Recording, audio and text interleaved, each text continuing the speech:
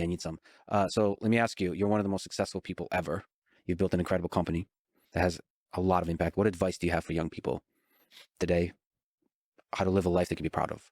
How to build something that can have a big positive impact on the world? Well, let's break that down because I think you proud of, have a big positive impact, Well, you're actually listening. and That's how to live great. your life are actually three different things that I think, I mean, they could line up, but and also like what age of people are you talking to? Because I mean, I can like High school and college, so you don't really know what you're doing, but you dream big, and you really have a chance to do something unprecedented. yeah. So I Also guess for just people my age. okay, so let's maybe start with the kind of most philosophical and abstract version of this. Yes. Every night when I put my daughters to bed, we go through this thing, and they call it the good night things because we're basically what we talk about at night. And I Good I go night. through them. Sounds like a good show. It's, yeah, the good night things. Mhm. Yeah, Priscilla's always asking. She's like, "Can I get good night things?" Like, I don't know. You go to bed too early. But it's but I basically go through with Max and Augie. What are the things that are most important in life, right? That it's like, what do I want them to remember and just have like really ingrained in them as they grow up? And it's health, right? Making sure that you take care of yourself and keep yourself in good shape.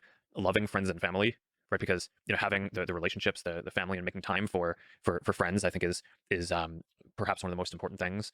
And then the third is maybe a little more amorphous, but it is something that you're excited about for the future. And when I'm talking to a 4-year-old, often I'll ask her what she's excited about for tomorrow or the week ahead. But I think for most people, it's really hard.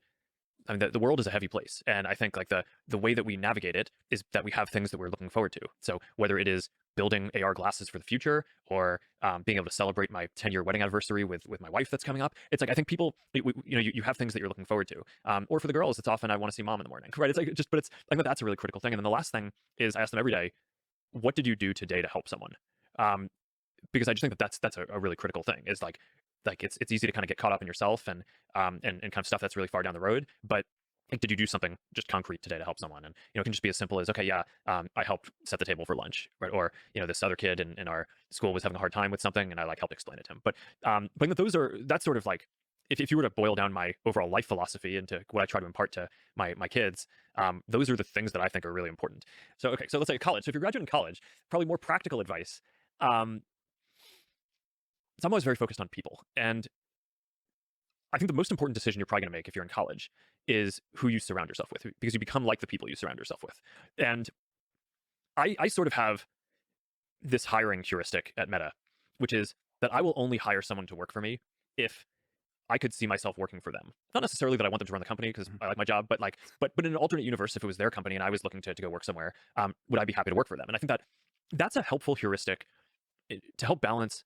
When you're building something like this, there's a lot of pressure to, you want to build out your teams because there's a lot of stuff that you need to get done. And everyone always says don't compromise on quality, but there's this question of, okay, how do you know that someone is good enough? And I think my answer is I would want someone to be on my team if I would work for them. But I think it's actually a pretty similar answer to like if you were choosing friends or a partner or something like that. So when you're kind of in college, trying to figure out what your circle is going to be, trying to figure out, you're evaluating different job opportunities.